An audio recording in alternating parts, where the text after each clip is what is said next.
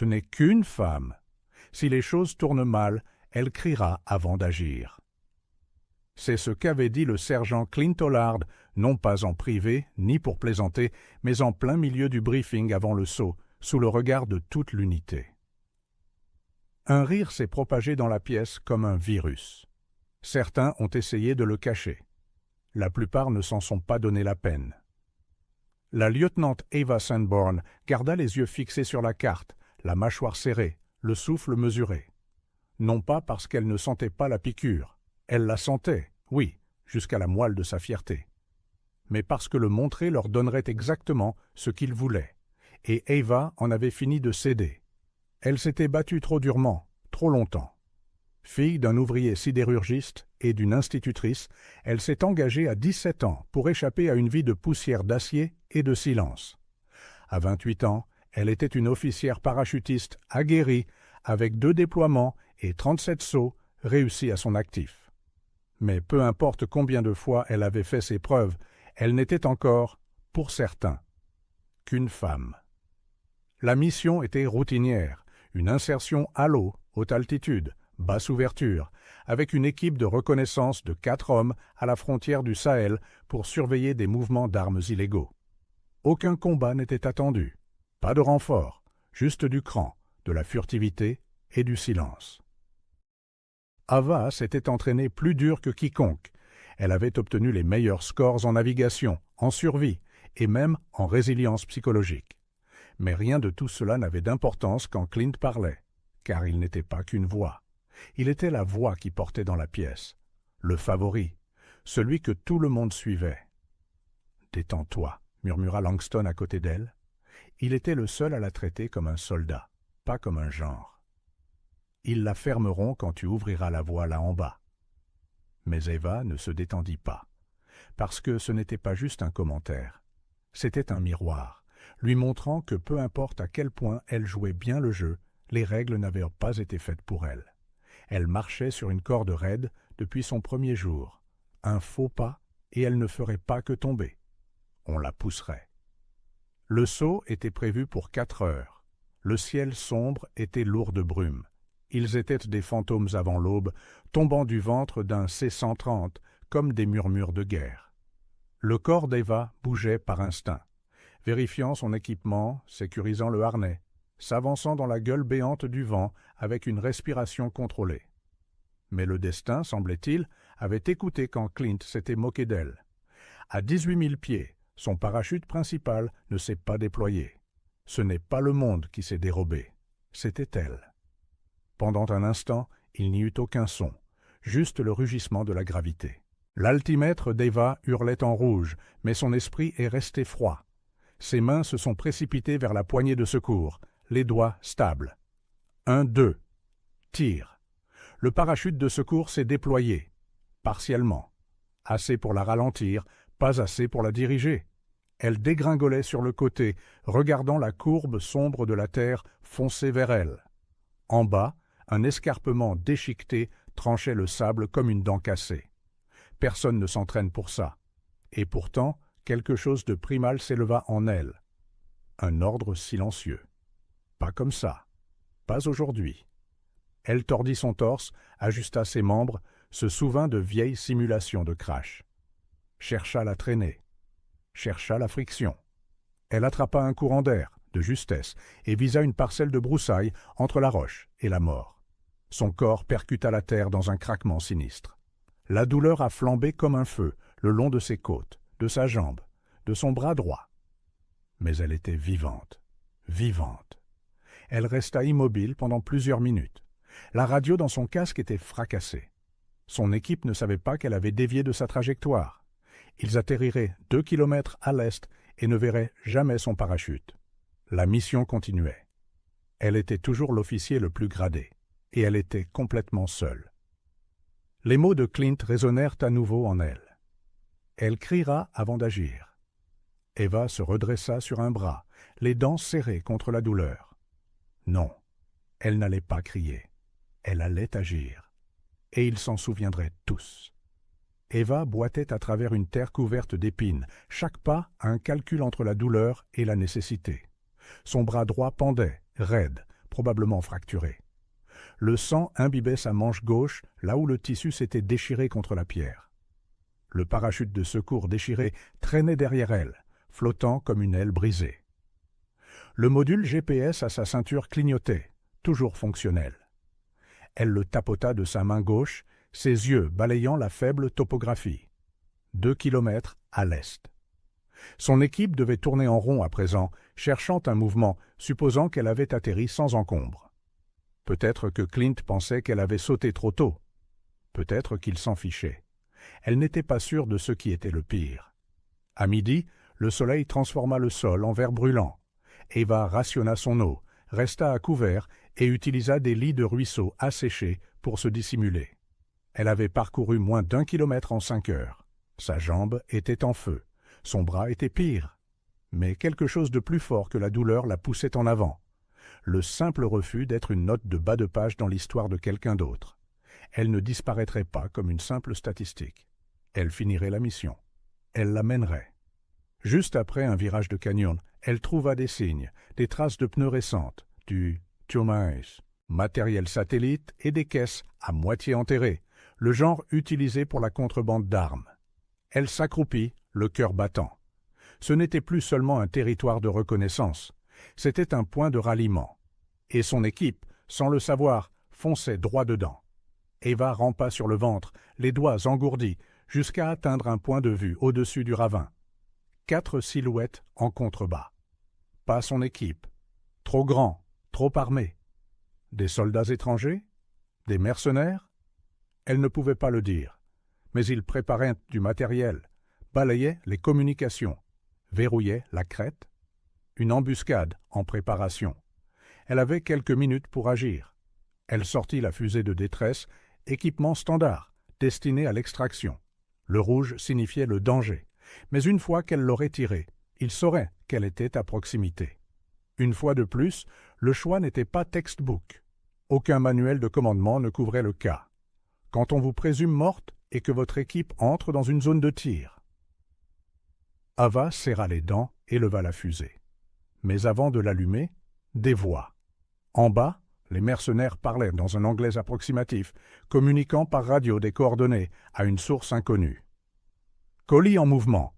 Équipe d'interception à le feu vert. Confirmé ennemi non averti. Ennemi. Nous. Elle n'avait pas de radio, pas de renfort, et 4 hostiles armés en dessous. Son corps aspirait au repos. Son âme, non. Elle fouilla dans sa ceinture tactique. Grenades fumigènes, charges aveuglantes, une arme de poing avec 7 balles. Pas le temps d'être maligne, aucune marge d'erreur. Elle choisit l'audace.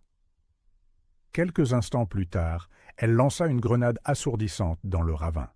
Elle atterrit avec une précision chirurgicale. La lumière éclata. Le son se brisa. Les mercenaires crièrent. Trop tard. Eva glissa le long du talus, son épaule hurlant de protestation, tirant de sa main valide. 2 tirs, 2 à terre. Une balle lui érafla la jambe, mais elle ne s'arrêta pas. Elle bougeait avec fureur, pas avec finesse. Le 3e homme s'enfuit et elle le laissa partir. Le 4e tenta d'utiliser sa radio. Eva lui arracha l'unité de communication des mains d'un coup de pied et lui enfonça son genou dans la mâchoire. Elle se tenait au-dessus d'eux, du sang coulant de son front, respirant comme une tempête. Pas un cri, une réponse. Avec des doigts tremblants, elle alluma la fusée. Elle hurla dans le ciel, rouge comme la rage, brillante comme la vengeance. Les minutes passèrent, puis une voix à travers la poussière. « Lieutenant, Eva ?» Langston, haletant, les yeux écarquillés, l'arme au poing. Derrière lui, Clint la fixait. Non pas avec suffisance, avec incrédulité. Eva ne parla pas. Elle se contenta de pointer du doigt les caisses, les corps, la colline d'où elle était tombée. « C'est ici, » dit-elle, la voix rauque mais ferme, « que j'ai atterri. » Personne ne rit, personne n'osa. L'hélicoptère d'évacuation arriva après le coucher du soleil, ses pales fendant le crépuscule lourd de chaleur. Eva était assise sur le sol rocheux, son bras droit maintenant immobilisé avec sa propre ceinture et une crosse de fusil cassée. Son uniforme était brûlé et taché de sang, mais elle garda le menton haut, le regard droit devant. Langston resta près d'elle, silencieux, pendant que le médecin travaillait. Clint ne parla pas. Il n'avait pas dit un mot depuis qu'ils avaient atteint le site de sa fusée de détresse. Quand ils trouvèrent les caisses, les mercenaires armés, les traînées de sang, cela parlait plus fort que tous les mots qu'elle aurait pu choisir. Le pilote l'aida à monter à bord en premier. Protocole. Elle essaya de ne pas grimacer en se hissant à l'intérieur. Alors qu'il décollait, elle regarda enfin le sol où elle avait failli mourir. Elle ne se sentait pas triomphante. Elle se sentait justifiée et vide. Parce que dans cette guerre, même les victoires saignaient. De retour à la base, le débriefing fut exceptionnellement court. Le commandement avait reçu des rapports partiels sur la cargaison interceptée et avait classé la mission comme un succès avec résistance inattendue. Eva écouta en silence son nom être cité comme la force initiatrice du contact. Ses propres notes de terrain, écrites à la hâte de sa main non dominante, furent d'eau versées au dossier. Sur le papier, tout semblait propre. C'est toujours le cas. Plus tard dans la nuit, dans les baraquements, elle se tenait sous un jet d'eau froide, frottant la poussière et la sueur de sa peau. Elle fixa son reflet dans le miroir. Pas brisé, mais courbé. Le genre de courbure qui reste, qui rend une personne différente pour toujours. Elle s'habilla en silence et boita vers la salle commune. Clint était là, seul, nettoyant son arme de poing, mécanique et détachée. « Tu as de la chance, » dit-il sans lever les yeux. « Tu aurais pu te briser la colonne vertébrale. » Eva ne répondit pas. « Tu as remporté la victoire, » ajouta-t-il. « Tout le monde parle des caisses. Les renseignements ont dit qu'ils avaient complètement manqué cette route. Tu nous as sauvé la mise. » Elle ne dit toujours rien. Son silence le fit lever les yeux. « Tu veux quelque chose ?» demanda-t-il en croisant les bras. « Non, » dit-elle doucement. « Mais toi, oui. » Il plissa les yeux. « Qu'est-ce que ça veut dire ? » « Tu veux que je te sois reconnaissante de me traiter enfin comme un soldat. Tu veux le pardon sans jamais le demander. Tu veux sentir que ce n'était qu'une autre mission, comme si rien n'avait besoin de changer. » Les mots tranchèrent plus profondément qu'elle ne l'avait prévu. Même Clint cligna des yeux. Un long silence. Puis il dit « Tu as raison. Je t'ai sous-estimé. »« Non, » répliqua-t-elle en s'approchant. « Tu m'as manqué de respect. Tu m'as humilié publiquement. Tu m'as rabaissé pour te sentir grand. Mais je n'ai pas cédé. Et j'ai fini d'attendre ton approbation. » Elle se tourna pour partir. Mais alors sa voix, plus basse cette fois, « J'avais tort. » Eva se figea. « J'avais tort, » répéta-t-il en se levant. « Tu méritais ce poste depuis le début. Tu as mené même quand tu étais seul. Je ne sais pas si j'aurais pu faire ça. » Elle le dévisagea, cherchant le sarcasme. Il n'y en avait aucun, juste un homme qui la voyait enfin pour ce qu'elle était, non par pitié, mais par la preuve. « Ne me respecte pas parce que j'ai survécu, » dit-elle. « Respecte-moi parce que je me suis battu. » Clint hocha la tête une fois, non par culpabilité, par lucidité. Ce n'était pas suffisant pour effacer ce qui avait été dit avant le saut, mais c'était une fissure dans le mur. Plus tard, cette semaine-là, un dossier de recommandation atterrit sur le bureau d'Ava. Une reconnaissance discrète. Pas de parade, pas de discours, juste son nom attaché à une mission qui avait failli la tuer. Mais dans les marges du rapport, quelqu'un avait écrit « A initié la récupération suite à une défaillance critique en plein vol, a démontré un commandement exceptionnel sous la contrainte. Recommandation pour une promotion. » Aucun nom n'était signé, mais elle savait qui l'avait fait. La recommandation est venue avec un nouveau titre. Capitaine Ava Sanborn. Sa promotion fut rapide, mais silencieuse, une simple poignée de main dans un bureau administratif exigu, l'officier marmonnant des mots de félicitations tout en jetant déjà un œil au dossier suivant. Pas de formation, pas d'applaudissements, juste un autre rouage monté d'un cran dans la machine de guerre. Mais ce n'était pas le silence qui persistait dans la poitrine d'Eva. C'était l'attente. Avec son nouveau titre venait le commandement d'une nouvelle escouade. Pas seulement de la reconnaissance cette fois, prête au combat, des patrouilleurs frontaliers. Des visages frais et des visages endurcis. Quelques-uns connaissaient son histoire. La plupart ne voyaient que les barrettes sur son épaule et la jugeaient par cela. Et pourtant, la rumeur la suivait. Cette unique phrase qui rampait à travers les messes et les tentes, « Elle est tombée du ciel et a continué à se battre ». Cela n'apportait pas de fierté. Cela apportait de la pression. Chaque regard guettait sa faiblesse. Certains avec admiration, d'autres avec un doute latent. Ava savait ce qu'il cherchait, la première fissure, le moment où elle flancherait, non pas en tant que soldat, mais en tant que femme qui en avait trop prouvé une fois et qui ne pourrait peut-être pas le refaire. Le leadership, apprit-elle rapidement, était une bataille d'un autre genre. La stratégie pouvait s'enseigner. L'armée, logistique suivait des systèmes. Mais gagner la loyauté? C'était une guerre de moments, de petits moments. Le premier se présenta sous la forme du soldat Reyes. Reyes avait 19 ans. Enthousiaste, trop enthousiaste. Une pile électrique avec des nerfs à vif et quelque chose à prouver. Lors d'un exercice à tir réel, il a fait un tir accidentel en se repositionnant et a enrayé son fusil. Ce n'était pas mortel, mais sur le mauvais terrain, cela aurait pu l'être. Son sergent d'escouade commença à l'engueuler immédiatement, publiquement et durement. Eva intervint rapidement. Elle marcha droit vers Reyes, prit le fusil de ses mains tremblantes, dégagea l'enrayement sans un mot et le lui rendit. « Recommence, dit-elle simplement.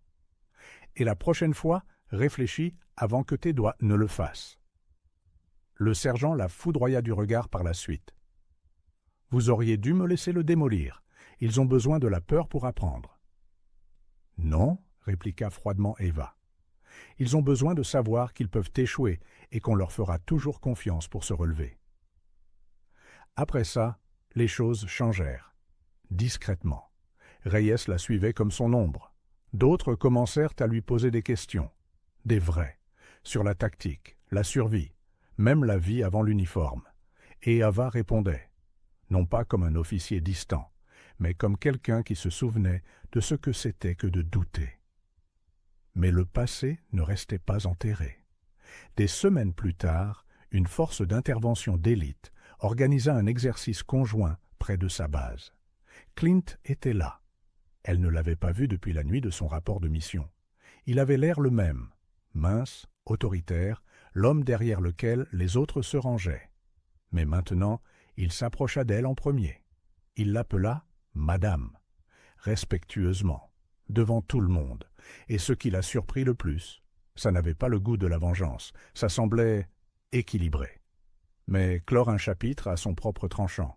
Cette nuit-là, seule dans sa tente, Eva sortit le vieil altimètre, celui du sceau qui avait failli la tuer. Fissuré, décoloré, bloqué à 6000 pieds, le moment où son parachute de secours avait lâché. Elle passa son pouce sur le cadran et murmura « Tu n'as pas été la fin ». Elle n'était pas amère, plus maintenant, mais elle était fatiguée. Fatiguée d'une manière que le sommeil ne répare pas. Le genre de fatigue qui vient de porter les doutes de tous les autres jusqu'à ce qu'ils deviennent des briques dans votre propre poitrine. Elle s'allongea sur son lit de camp, fixant le plafond de toile. « Demain, pensa-t-elle, je commande à nouveau. » Parce que le leadership, ce n'était pas la gloire, ce n'était même pas le respect, c'était la résilience, c'est arrivé sans prévenir. 3 semaines après que le nouveau commandement d'Eva se soit installé, un appel de détresse crépita sur les communications de la base à 04h16. Un convoi allié, des entrepreneurs civils et des ingénieurs, avait été pris en embuscade 2 zones au sud. Zone isolée. Pas de soutien aérien. Ils étaient de clouer sur place, à court de munitions, à 1 heure d'être submergés. Le commandement hésita. Le protocole dictait une fenêtre de reconnaissance minimale avant l'engagement. Mais Eva n'attendit pas. Elle était déjà debout, enfilant ses bottes, aboyant déjà des ordres. « On part dans 10 minutes. Équipement complet. Reyes, lance le flux du drone. Juno, prépare l'équipe d'intervention en VTT. On ne perd personne aujourd'hui. » Certains protestèrent à voix basse. Ce n'est pas votre juridiction. Vous allez vous griller auprès du commandement. Vous répondrez de ça si ça tourne mal. » Elle s'en fichait. Parce qu'elle se souvenait d'avoir été seule. Elle se souvenait d'avoir été la voix que personne ne croyait. Elle ne laisserait pas quelqu'un d'autre attendre une aide qui ne viendrait jamais. À 4h32, son escouade était en vol dans 2 transports. Eva était dans le véhicule de tête. La poussière déchirait le ciel tandis que le désert se déroulait en dessous, infini et acéré. Le flux du drone clignota. Le convoi était encerclé. 10, peut-être 12 hostiles. Bien équipés, entraînés. Un piège. Mais Ava ne scia pas. « Débarquement rapide, crête nord », ordonna-t-elle. Flanquement et repli vers l'intérieur. Reyes prend la crête gauche avec un tir de suppression. Je veux qu'ils aient la tête qui tourne avant même qu'ils comprennent. L'appareil descendit. Les bottes touchèrent le sol. Et Ava sauta. Pas par la porte arrière, par le côté, à moyenne altitude. Harnachée, fouettée par le vent, la douleur irradiant à travers ses blessures depuis longtemps guéries. Le sol arriva vite. Son parachute se déploya tardivement, exprès. Une descente rapide, pas de précision. Elle percuta le sol durement, roula sur elle-même et se releva en tirant. Les assaillants n'étaient pas prêts pour un feu venu du ciel. Son équipe flanqua avec des rafales coordonnées. Reyes en faucha 2 au sud. Juno prit la crête à revers, neutralisant une arme montée. Eva mena la charge au centre, le regard fixe, les mouvements nets. Pas de panique, pas de cris, seulement de l'action. Cela prit 14 minutes. Puis, le silence. La poussière retomba. Les entrepreneurs sortirent de sous les véhicules, secoués mais vivants. L'un d'eux fixa Eva, les yeux écarquillés. « Vous venez de... Vous êtes sorti de nulle part » balbutia-t-il. Eva l'aida à se relever. « On n'abandonne pas les nôtres » dit-elle simplement. À 6h30, la mission était terminée. Perte, 0. De retour à la base, les retombées commencèrent. Elle fut convoquée, réprimandée, interrogée, avertie. Mais avant que les sanctions ne puissent tomber, l'agence civile déposa une citation officielle. Des mots comme réponse exceptionnelle et leadership indéniable résonnèrent sur les canaux numériques. Son commandant fit marche arrière. La semaine suivante, Eva se tenait sur le terrain d'entraînement alors que le soleil se levait. Son équipe était rassemblée, attendant. Reyes se tenait un peu plus droit maintenant. Juno souriait comme si elle savait quelque chose que le monde ignorait. Et Clint, maintenant temporairement réaffecté à son secteur, se tenait en retrait, observant. Il la salua. Le geste était net, mérité, silencieux. Elle le lui rendit sans fanfare. Plus tard, elle se rendit seule au hangar, celui où tout avait commencé. La salle de saut, les râteliers vides, le banc pliant où quelqu'un s'était un jour moqué d'elle avec une phrase destinée à la réduire au silence. « Ce n'est qu'une femme. » Elle leva les yeux vers les râteliers à parachute, des rangées entières, outils de vol, de chute, et elle sourit. Oui, elle n'était qu'une femme qui est tombée du ciel, n'a brisé que le silence, et s'est relevée, encore et encore, jusqu'à ce que le sol lui-même la respecte. Elle se retourna et sortit, plus seulement une capitaine, mais une histoire que personne n'oublierait.